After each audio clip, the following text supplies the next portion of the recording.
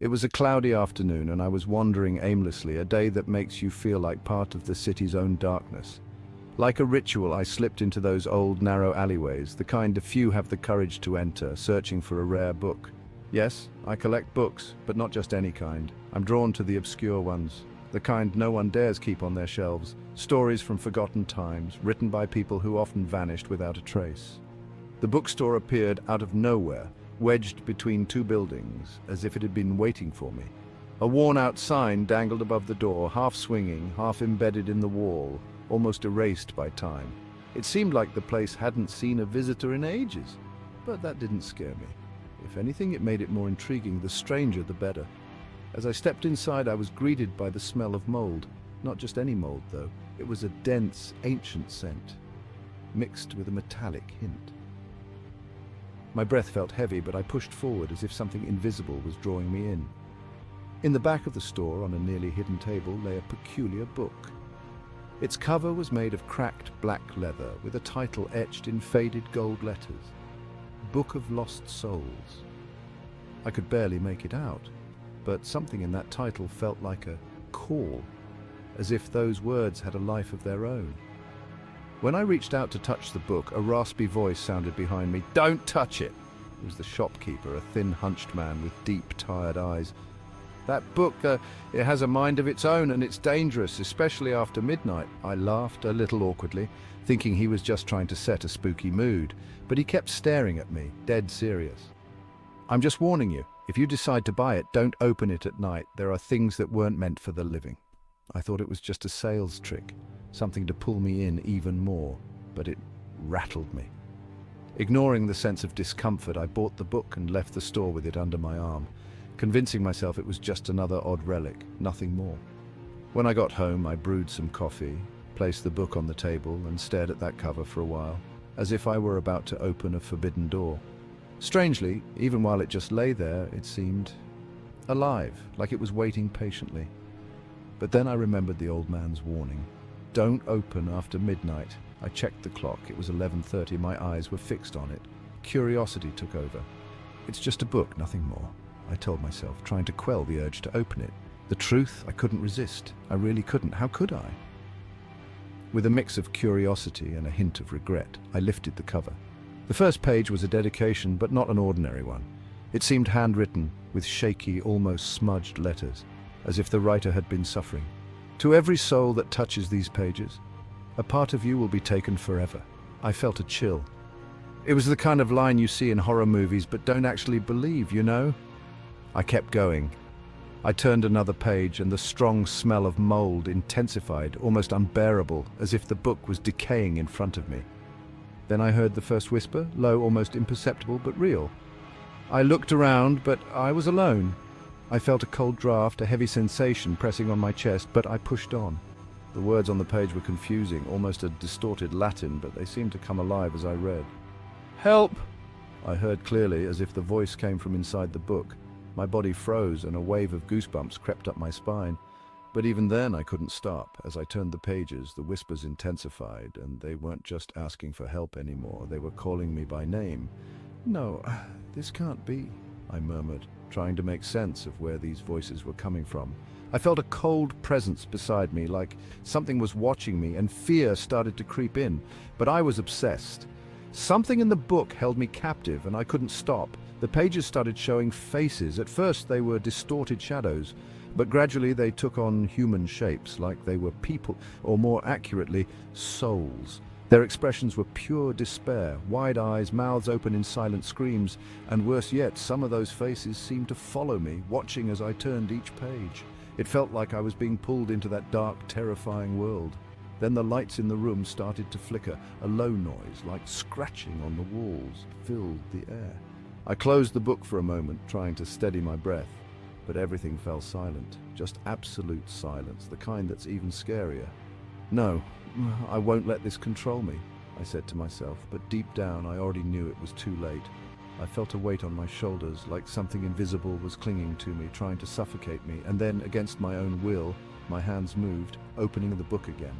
Now the page had another message. "You're part of the book now." My heart started pounding, my breath short, and I realized my skin was cold. But the real horror began when I looked at my hands. My skin was vanishing. Not disappearing exactly, but transforming into something strange. It was drying out, cracking like the book's pages, with that same yellowed, rough texture. I wanted to scream, but no sound came out. I felt an excruciating pain as I looked at my arms and saw that they were covered in letters, just like the pages. It was as if the book was consuming me, devouring every part of me. I tried to close the book, but my hands wouldn't obey. It was like an unseen force kept them glued to the pages. I saw my reflection on them, distorted, twisted in fear and pain. I felt my body being pulled inward, as if every cell was being ripped from me and absorbed by the words. I was becoming a page in the book. With every passing second, I felt my consciousness fragmenting. I no longer knew where I ended and the book began. It was like I was a drop of water, diluted into a dark ocean of lost souls. I heard screams, hundreds of voices crying out in despair around me, and among them I recognized my own. I was trapped there. Now I was one of those distorted faces, one of those desperate souls I had seen before. I could see the outside world, but it was like there was a thick layer of glass between me and freedom. I was locked in, and every time someone new opened the book, I would be forced to watch, unable to warn them. The last thing I saw was the book closing as if it swallowed me, and then darkness. They say that days later the bookstore reopened. The old owner placed the book back on the table as if nothing had happened, and he waited. Always waiting for the next curious soul, the one who can't resist the temptation, the one who ignores the warnings. The Book of Lost Souls never tires of new victims, and so it continues. With every new reader, a new soul. Each soul, a new page. It was just an ordinary day at the university, one of those monotonous days where everything felt like it was running on autopilot. As a literature student, I spent most of my time in the library. Books had always been my escape, my connection to other eras and to the minds of people who were no longer here. I loved losing myself among dusty pages, traveling through different worlds without ever leaving my seat. But something felt different that day. The library was almost empty, and I was exploring a seldom visited section in the basement. It was a place where only the oldest, most worn-out books were kept, untouched by most students. I'd often go down there to study, or sometimes just to enjoy the solitude, where the silence was so deep it almost became a constant hum. That's where I found the Whispering manuscript. It was lying on the floor between two old shelves, as if someone had dropped it and forgotten it. The cover was plain, no title, just a piece of old leather, worn with time. Curious, I picked it up and flipped through it. The pages were dark and yellowed, filled with strange handwriting that almost looked hand-drawn. There, on the first page, was the title, written in shaky letters, The Whisper from the Abyss. There was something about that name that pulled me in. You know that feeling when you found something you probably shouldn't have? That's exactly what it was, but at the same time, I couldn't resist. Intrigued, I decided to take the manuscript to my table. I began to flip through it, trying to decipher those faded words. And that's when it all started. On the first night, the whispers were subtle. As I read the first few pages, I started hearing sounds, but I thought it was just my imagination. After a few hours, I was beginning to focus, losing myself in the world around me, until I heard something strange. It was a whisper, very faint, almost imperceptible, like a cold breath passing by my ear. I looked up and glanced around, but the library basement was empty. I smirked to myself, brushing off the unease, and continued reading. The manuscript was filled with mysterious descriptions of an entity from the abyss. It was a dark creature that watched everyone, holding secrets and revealing dark truths to those who dared to read it. But as I went further, the whisper returned, always in the same tone, always faint and menacing. Except this time, it felt different. I sensed it was speaking directly to me, and somehow I could understand what it was saying. Or at least, that's what I thought. "They're watching you," the whisper murmured. I jumped, as if shocked. I looked around, but I was still completely alone. My heart was racing, and I tried to take deep breaths to calm myself, but fear was beginning to take hold. Am I losing it? I wondered. But for some reason, I kept going. It was as if something was compelling me to read more, to uncover what those pages were hiding. On the second night, the whispers grew more intense. I was back in the basement, my head buried in the manuscript. It felt like each page held a new secret, something dark and personal. The whispers returned, stronger this time, and now I could swear they were talking about me. They mentioned things only I knew, secrets I'd never told anyone. "We know what you did. We know what you're hiding," the voices whispered, scraping at my mind like the edge of a blade. My fingers began to sweat, and I noticed my hands were shaking. It was as if the manuscript had a life of its own, as if each word was a link, a bridge to something darker. But I couldn't stop.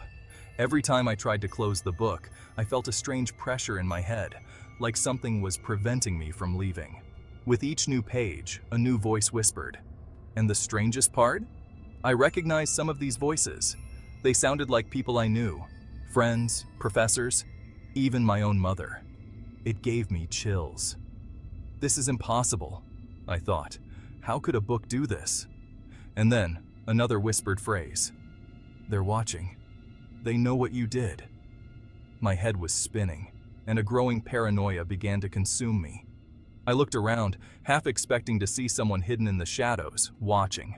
But the basement was empty. The only sound was my heavy breathing and the faint hum of the fluorescent lights.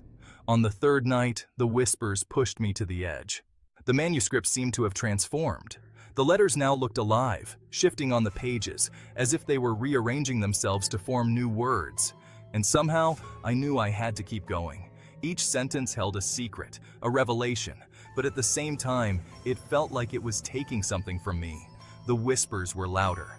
I heard voices I recognized, but distorted, like they were coming from a deep, distant place. Suddenly, I heard something specific, a phrase that froze my blood. "They know what you did, with Sophia." My heart stopped for a second.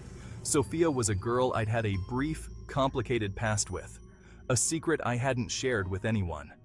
But now, there it was, exposed by the voices. The paranoia grew with each second, and I felt as if everyone around me knew all my mistakes, all my sins. It was as if each word I read brought something closer to me, a presence, an invisible shadow watching me, controlling me. I started hearing the voices even when I wasn't near the manuscript. In class, on the street, at home. I was losing control. On the fourth night, I finally broke. I arrived at the library in a state of pure panic, nearly running. It was like something inside me needed to finish it, as if every fiber of my being was being controlled by the manuscript. The moment I touched the book, I felt a deep shiver, almost like electricity coursing through me. And in that moment, I realized I was no longer alone. Something was with me, and I sensed it wanted more. More of my mind, more of my thoughts, more of my soul. As I opened the manuscript, the voices erupted in my mind, each one revealing secrets about me, about the people around me. I started to scream, trying to drown out the sound, but nothing worked. It was as if I were being consumed by an abyss of whispers, a dark vortex where truth and horror intertwined. I could no longer distinguish what was real and what was just my imagination. Every word of the manuscript seemed to pulse in my mind, taking control of my thoughts, my will, my life. And then, everything went dark.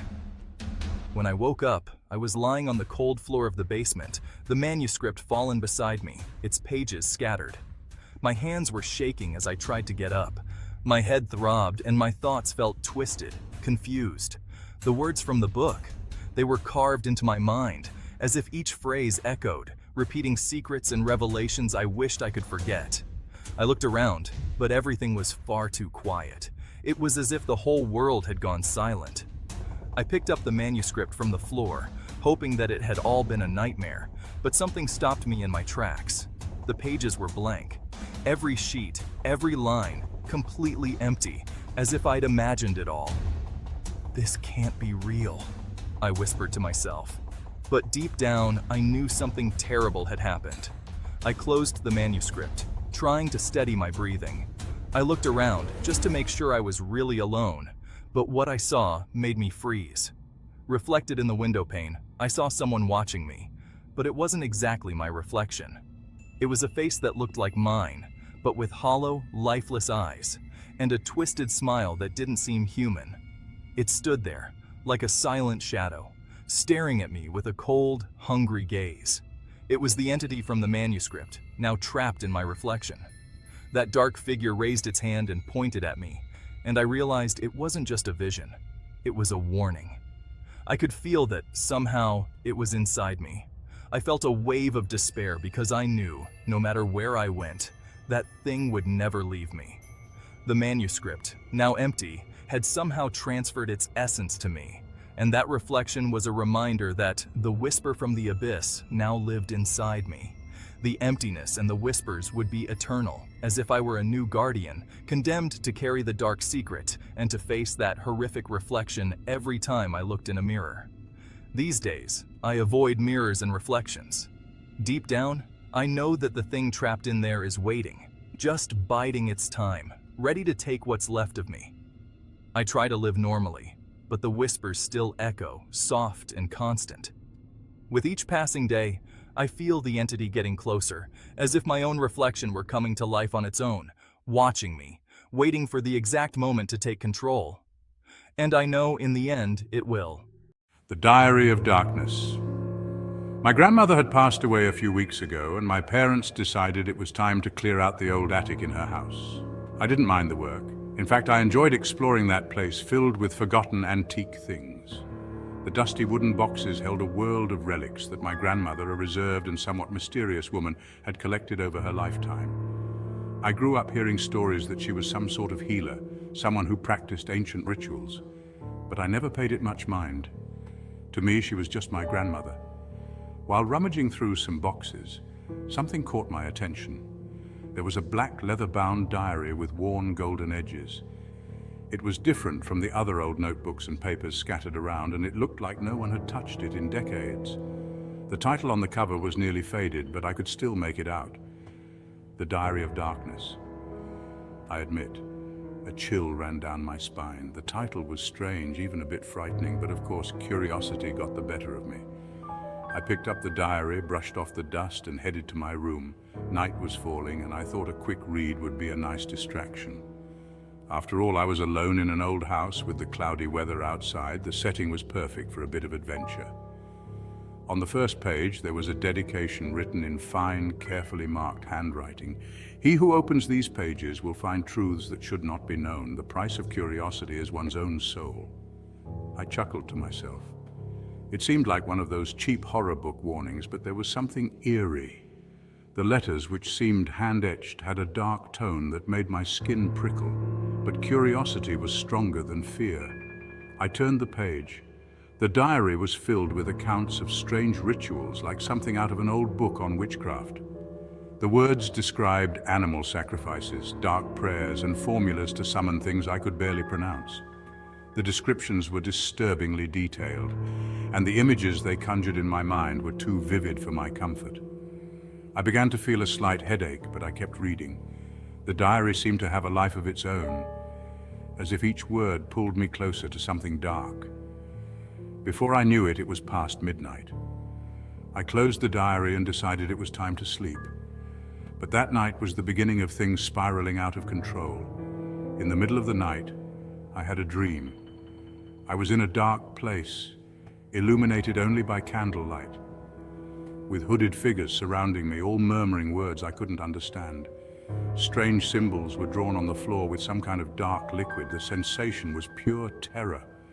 When I tried to move, I realized I was trapped, unable to leave that dark circle.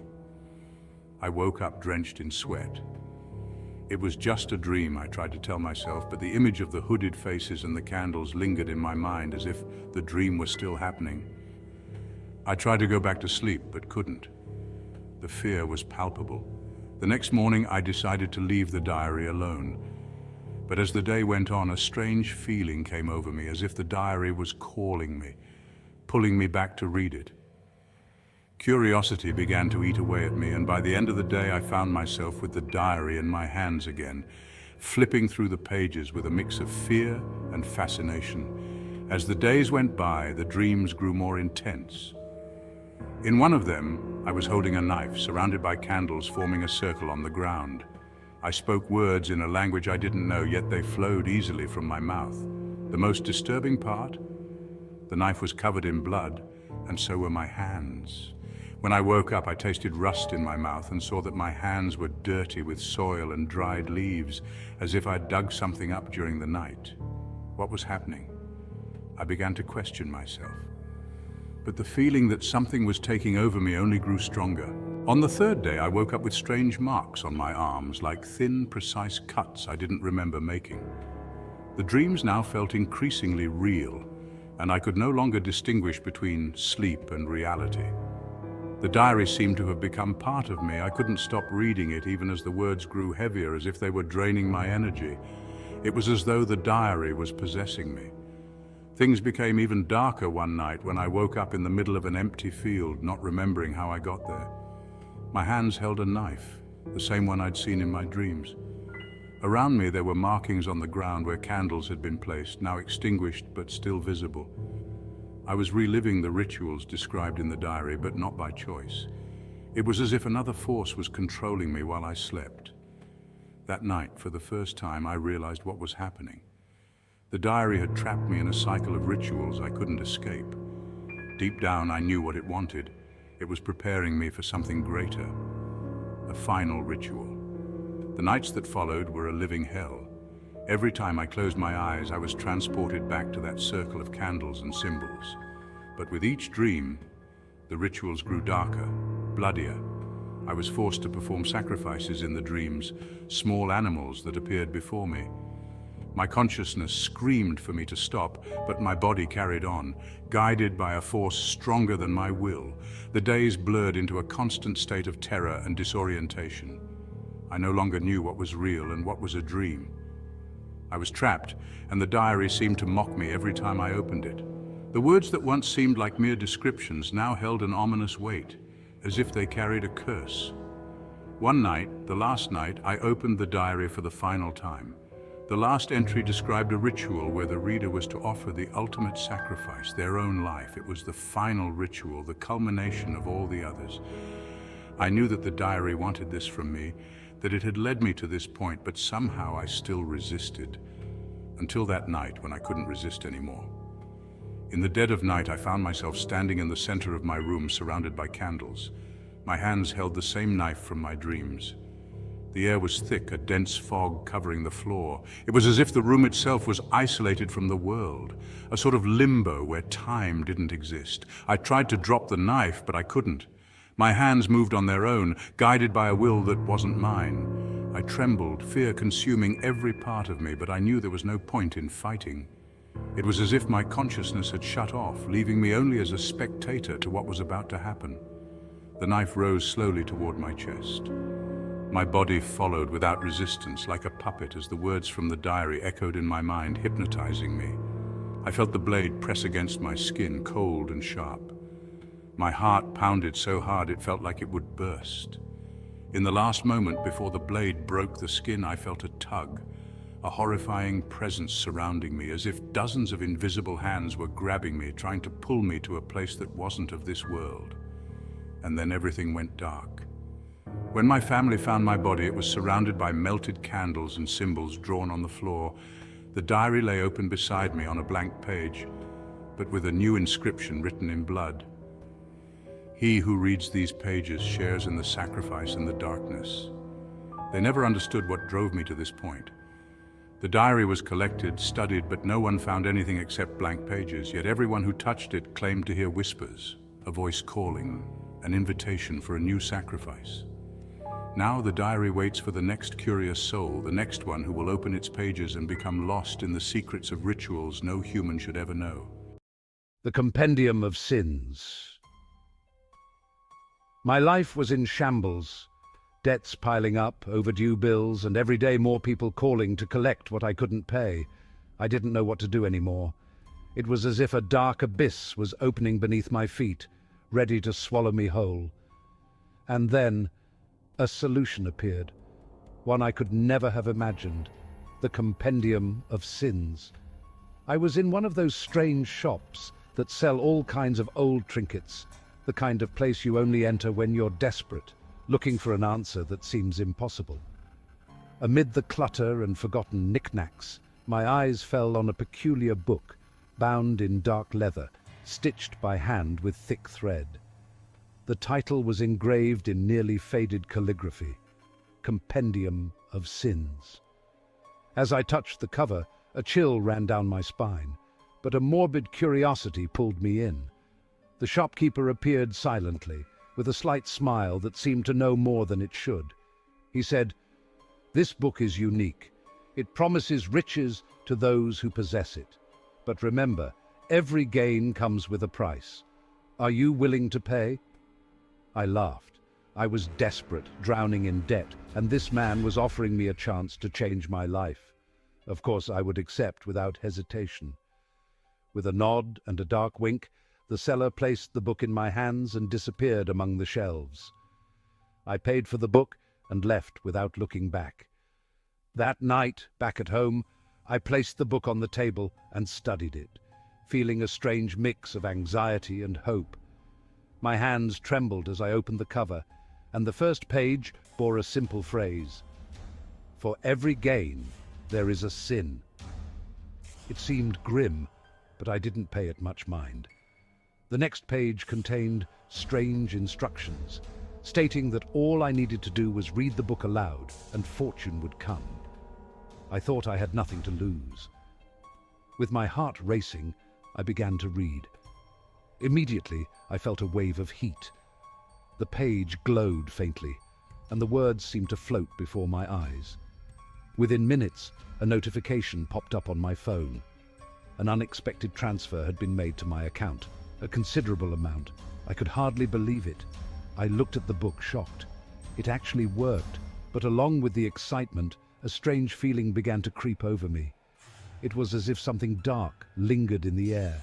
I ignored the feeling and thought, this book is going to save me.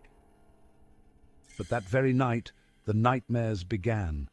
I found myself in a dark alley, surrounded by faceless figures. They stared at me with empty eyes, like shadows existing solely to torment me. In the background, a scream echoed, a sound that chilled my blood. When I woke up, I was drenched in cold sweat. The sense that something was wrong lingered, but I decided to keep using the book. I needed that wealth. The next day, I read another page. Minutes later, I received a call from a lawyer. A distant relative had passed away, and I was the only heir. I was dumbfounded. It was as if the book truly had the power to turn my desires into reality. Euphoria consumed me. With more money in my account, I began to imagine the life I could have. But with the fortune came more visions. Nightmares of people screaming, being tortured, scenes so horrific that I woke up gasping for air. Sometimes I saw shadows in the corners of my room, as if something was watching me. I convinced myself it was just anxiety. "They're only nightmares," I repeated to myself, but deep down something told me it was more than that.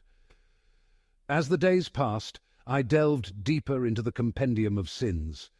Each page I read brought a new fortune, but also a new torment. I discovered that people close to me were dying in mysterious ways. An old childhood friend, a former co-worker, even my high school teacher. The feeling that I was responsible began to weigh on me, but the money was too tempting to make me stop. The deaths continued, and the pattern was always the same. People I knew but hadn't been in touch with for years, disappearing or suffering tragic accidents. Each of these events was followed by another sum of money in my account, as if the book were demanding a price for my success. I started to feel guilty, but I couldn't pull myself away from the compendium. One night, the visions went from nightmares to something even more real. I woke up in the middle of the night with intense pain in my back. When I looked in the mirror, I saw a dark mark on my skin, like a scar shaped into a strange symbol, something I couldn't understand. Beside the mark, tiny letters appeared, like tattoos, forming words in a language I'd never seen. Terrified, I closed the book and tried to ignore what was happening. But it was too late. I knew the book wouldn't leave me alone. The marks began appearing all over my body, one each day. Arms, legs, neck. It was as if my body was being covered by some dark scripture. The pain was unbearable, and my mind was on the verge of collapse. Desperate, I decided I needed to rid myself of that cursed book. I threw it in the trash, but the next day it was back on my table. I tried burning it, but it wouldn't ignite, as if it were indestructible. Finally, I tried to return it to the cellar, but when I returned to the shop, I found only an empty room. It was as if the place had never existed. Despair took hold of me. I felt the book was alive, watching me every moment, waiting for me to read just one more page. But I knew I couldn't. That night, the visions took an even more terrifying form. I saw my own reflection in the mirror, but it was distorted, covered with the same marks now spreading across my body. It was as if my reflection had turned into a hideous creature, a cursed entity. When I closed my eyes, I heard a whisper. "You are part of the compendium now. Your sin will be the last." My heart raced. What did that mean? It was too late to understand. I was already at the edge of the abyss. Looking at the pages of the book, I saw a new inscription, my own name. It was recorded there as the last entry in the list of sins. With a scream, I dropped the book, but it seemed to have a life of its own, hovering before me, as if it were consuming me. As the book began to close, I felt my energy being drained, as if every piece of my soul was being torn away. My entire body was paralyzed, the intense pain consuming me from the inside, as if I were being transformed into an empty shell. The marks on my body started to glow, as if they were burning my flesh from within. My eyes began to close, and the last thing I saw was the book slowly closing, vanishing into thin air, leaving only a vast, chilling emptiness. When they found me, I was sitting in the same chair, with lifeless eyes and an expression of pure horror frozen on my face. The doctors never understood what happened. It was as if my body had been hollowed out, left only as a shell. The book, of course, had disappeared as if it had never existed, but they say that once in a while it reappears in other shops, waiting for another desperate soul, someone willing to pay the price for what they desire.